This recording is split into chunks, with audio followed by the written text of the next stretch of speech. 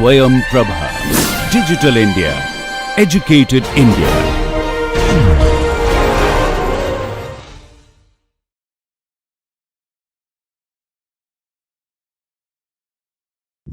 See, when you write it as a determinant, it is multiplication, right?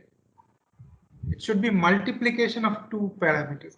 But this is not multiplication, isn't it? This is derivative of Ez. So this whole expression is not correct.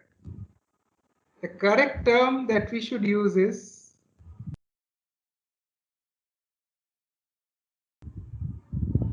and then sometimes we write expressions like this, right? The correct term for this is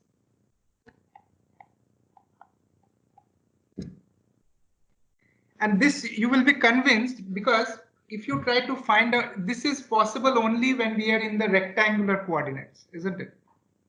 We don't have a similar mathematical expression like this when we go to spherical or cylindrical coordinates, right?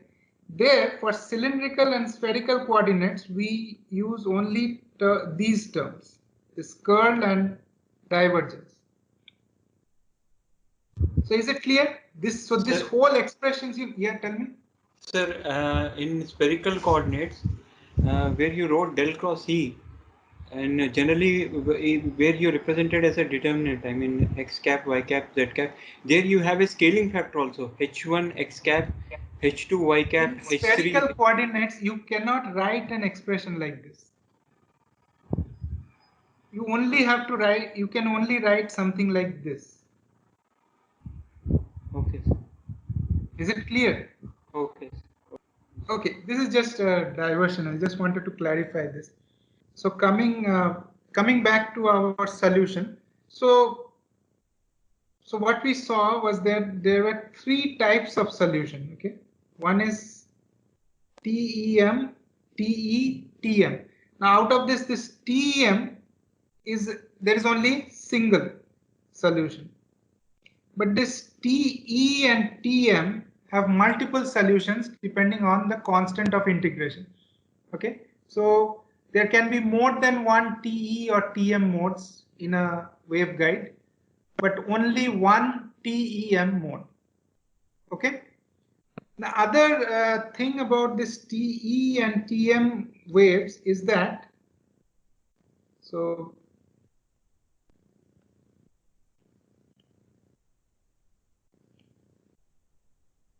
Sir, all this you're talking about only in waveguides. wherever there is a TE or TM solution. For example, when a wave is propagating through vacuum, we don't have a TE or TM solution. So there we can, since TE and TM waves, mathematically we cannot get a solution. So there is only TEM wave.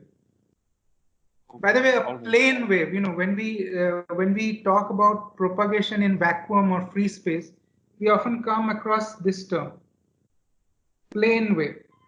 What is a plane wave? A plane wave is a wave where the E and H vectors are on just a minute.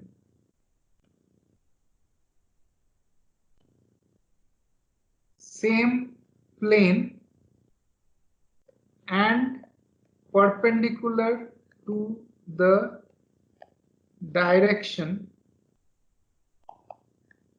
of propagation. So that is what a plane wave is. So plane wave, you have as if there are like planes which are moving. The propagation is almost like as if planes are moving forward. That's why hence the term plane wave. Now, what kind of wave is a plane wave? Is it a TEM, TE or TM? TEM. Yeah. A plane wave is also a TEM wave. It's like, say as we shall see later, it's like you have, we shall study just now in a few minutes. Say there's something called parallel plate conductor, parallel plate waveguide. So parallel plate waveguide is like there are two planes, okay, and these planes extend to infinity, these plates, okay. Now, as we shall see, there can be all three solutions, that is TEM, TM and TE solutions.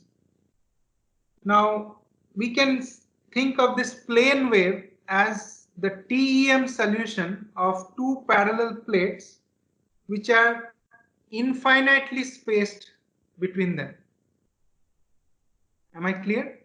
So it's like if you have two parallel plates which have infinite spacing between them, then that will resemble a plane wave. Is it clear? Okay, so let's go back to these TEM and TE modes. So we can have more than one TE and TM modes. Okay. Then another property, let me write it below here. Another property of TE and TM modes is there's something called cutoff frequency. So cutoff frequency, FC, it's like cutoff frequency is the frequency below which the wave cannot exist. So it's not the upper limit, it's the lower limit. Okay.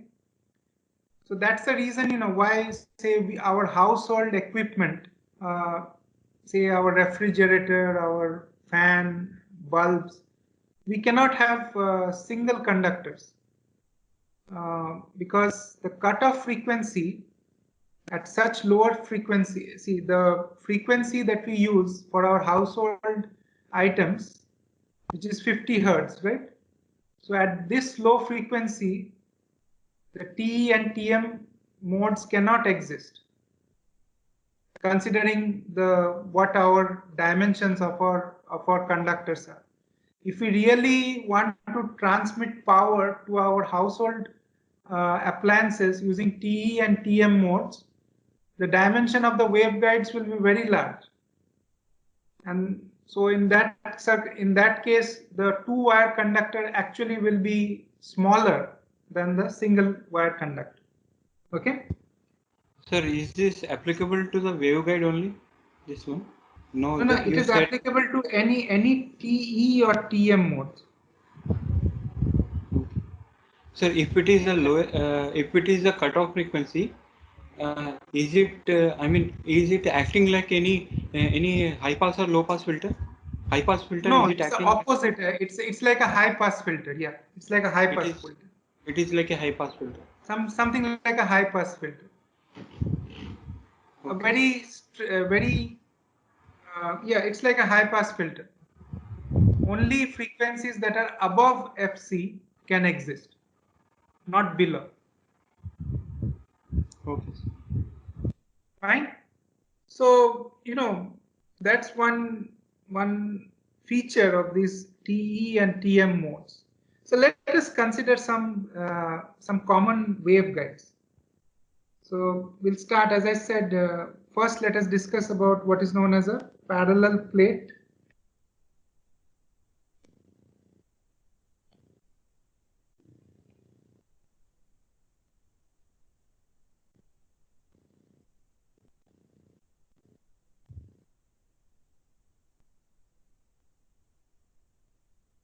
So it is like two plates with certain width, okay, and say there is a distance, they're separated by a distance d. I'm really, you have to excuse me for this handwriting quality, because this is the best I can achieve. But is this understandable? Yes, sir. Okay. So this is a parallel plate. It has two plates which have each having a width of capital W, and they extend from minus infinity to plus infinity. Okay. Now magnetic field at any point x, y, z. So first, if we find the TEM solution. Again, I'm not deriving the solutions. I'm just giving you the final expression. H of x, y, z will be equal to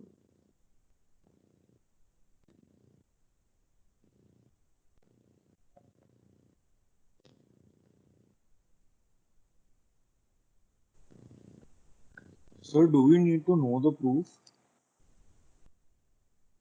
no, I don't expect you to know the but please go through the derivations. I would like you to once do all these derivations yourself.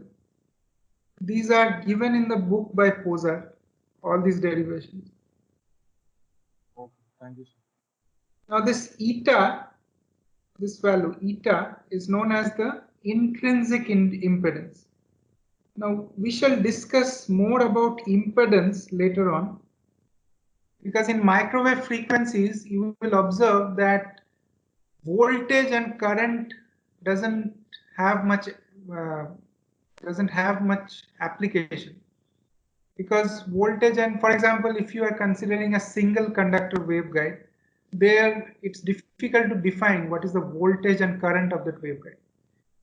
But even though we don't have a unique definition for voltage and current, we do have a definition for impedance. So we shall see later on that in microwave theory, impedance plays an important role, but not voltage and current. This intrinsic, yeah. Sir, this thing in parallel plate waveguide, there is Yeah. an air in between the two plates. There is an air. Yes, there is just air in between. So how does the impedance come? I mean, if you have any dielectric, then there will be impedance, right? So if there is an air, so how can the impedance come into the? No. Air is also a dielectric, right? Okay. Air is also a dielectric. Okay. And this V0, this term V0 is the voltage between these two plates. So suppose, okay, it's like this.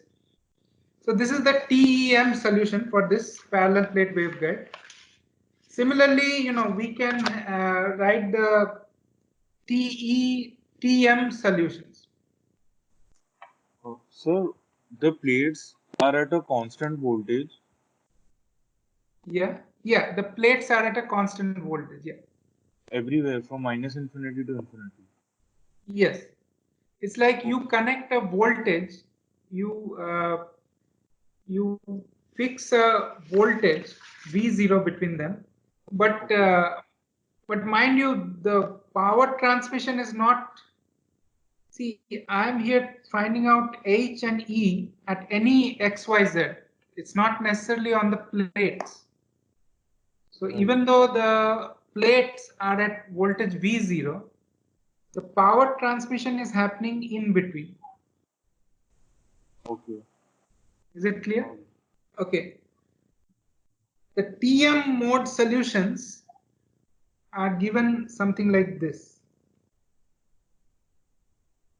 So power transmission in between, in the sense you talked about the parallel plate waveguide case. Yes, observe that this H is oriented in the X direction. E is oriented in the Y direction throughout. Okay. So power transmission is in the Z direction. This is for TEM mode propagation in between the parallel plate waveguide. Right. But if it's a TM mode, then it might be, reflected back from the plates and Let traveling. me write the equations for the TM mode. Okay. TM mode EZ XYZ, I can write it as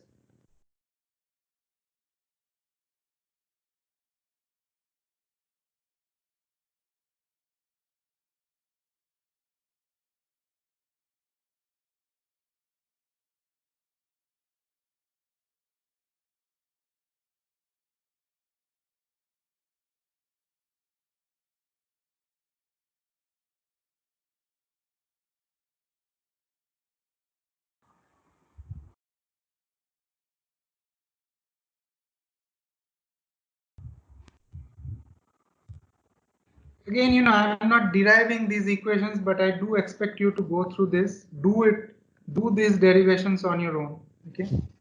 Sir, the direction that you said, the power propagation, is it the pointing vector direction that you are mentioning? Yes, the pointing vector.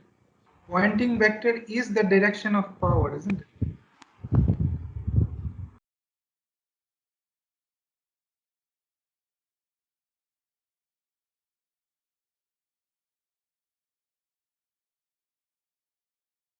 So we have a number of terms, okay? Let us try to understand all these, what this means. First thing, observe that Ez is not 0 anymore, okay? And H has only components perpendicular to the direction of propagation, which is Z, okay? So if this is our coordinate system, the right-handed coordinate system, we are assuming that our direction of propagation is along Z. Power flow is along Z. But we see that Hx is not 0, Hy is 0, Ex is 0, Ey, so Ey is non-zero, Hx is not 0. Till that time, till this point, it acts like a TEM mode. But in addition to this, we also have this Ez in this direction, which is not 0. Okay, so Ez is not 0. But power flow is still towards the Z direction. Now, how is that possible? I'll give you a simple visualization, so that you can understand how this wave looks like. Whereas it is easy to visualize TEM mode, because E and H and the direction of propagation are all perpendicular to each other. So it's easy to visualize, right? That E and H are on the same plane, and that plane itself is perpendicular to the direction of propagation. But in this case, we have this E along this direction, okay? And if suppose I draw my H like this, okay? So it's like this H is concentric to the E. This H forms a plane on the XZ plane. Okay, so the H is distributed over a plane which is parallel to the XZ plane, and this plane is perpendicular to the E vector. Now what happens is that you might say, then how is power transmission in the Z direction possible? Power transmission is possible because only these two components contribute to the power flow, and the other components like those which are here or here, they cancel each other out. Okay. Now then, what should we define as the wavelength? What is the definition of wavelength, by the way? So in one cycle of oscillation, the distance covered by the particle that is moved. Absolutely. So it might happen, that after some distance, say if my E is pointing upwards at a particular point, say here, after some time, my E might be pointing this way, equal and opposite. So then this distance I can call as lambda by 2. Can I call that? So this is how wavelength is defined for this kind of modes. Is that clear? And we find that the wavelength is actually more than the wavelength for the TEM mode. Is this so? I want you to, I'll go into the mathematics later on, but first I want you to understand this graphically. See, when a wave is traveling through a waveguide, its shape is changed. When we had a TEM mode, it was like this, right? Isn't it? Now with this TM mode, or this is TE mode, right? Sorry, I'd just like to make a correction. This is sorry, I just want to make a correction here that this will be H. Sorry, yeah, that's why this is TM mode, and E is like this. Okay, so just this small correction. E is concentric to H. Okay, just make this correction.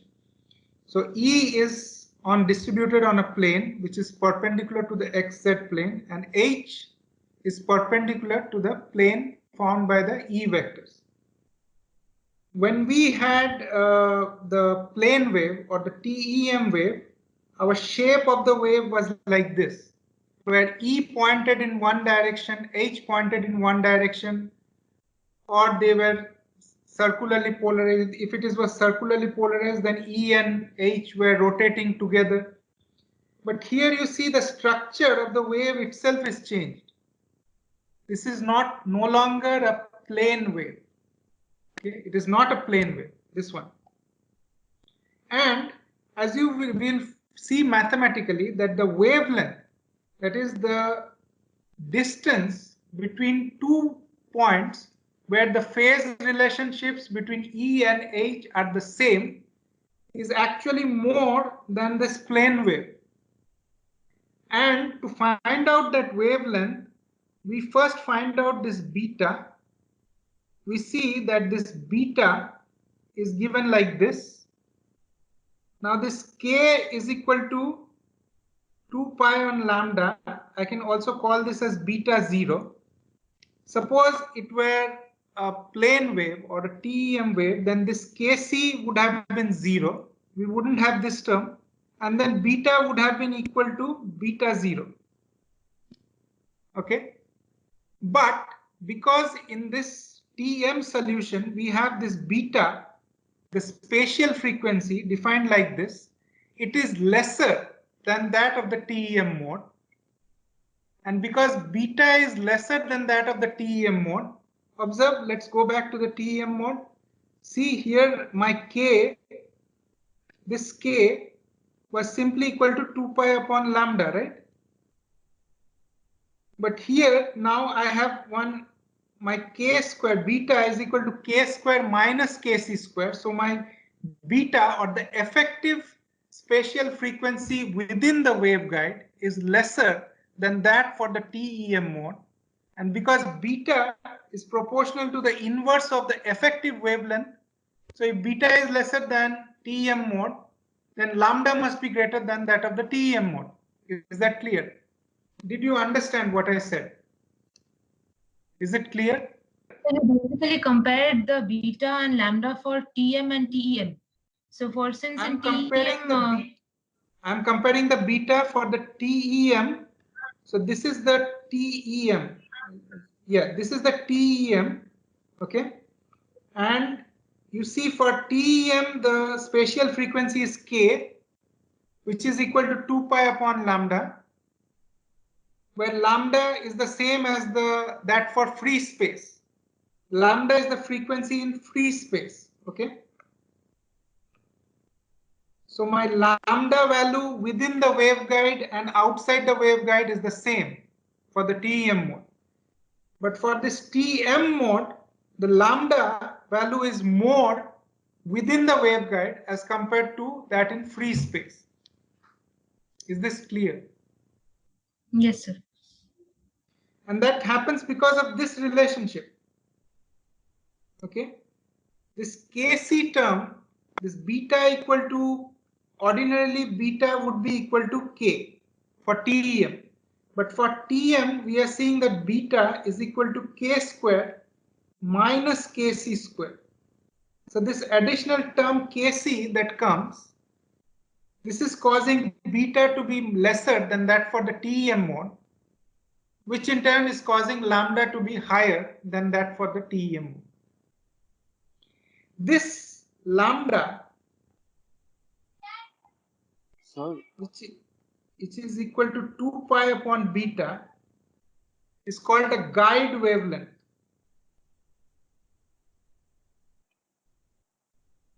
If in order to simplify, or make it easy to understand the difference between guide wavelength and free space wavelength, think of it this way: that when your wave in free space looked like this. Okay, this was the shape of your wave in free space. After going inside the guide, it became like this.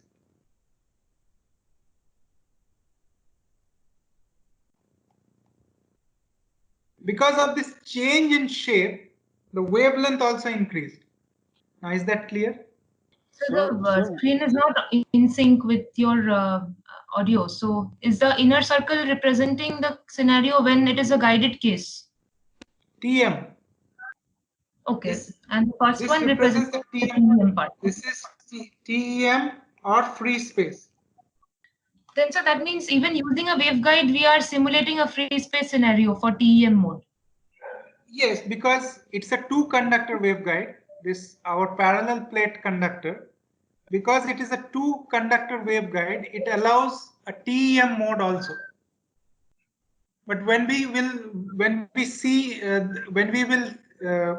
next, which will be considered a rectangular waveguide, which is a single conductor waveguide, there this TEM mode will not exist. Yes, sir. Is it clear? So then Now, for which application we should choose which condition, which mode? Like it depends actually. Actually, this first of all, this parallel plate waveguide is not a practical waveguide. There is no. It's like we said, right? It extends from minus infinity to plus infinity. So it's a hypothetical waveguide. If you see properly, this is a hypothetical waveguide, but it serves as a good example. Now, applications can be various. For example, your microstrip line, you can approximate it to near parallel plate waveguide. like dielectric field, like there is substrate in between. Microstrip line, if you consider a simple microstrip, that also has 2 conductors, isn't it? A top conductor and a bottom conductor. So that is close enough to a parallel plate conductor. We can't say, actually, it depends on various things. We can't say that TEM is more advantageous than TE or TM modes. For example, for high power applications, the waveguides are more commonly used. So then I can say that for high power applications, TE and TM modes are more popular. Okay. It's not just it's not that TEM is better than TE. It depends on the application. For example, in your SIW, substrate integrated waveguides, we have a combination of TEM and TE modes. It all depends on your frequency response. It depends on the power handling capacity. There are so many other effects. Just like for any antenna or any waveguide, there are so many factors to consider.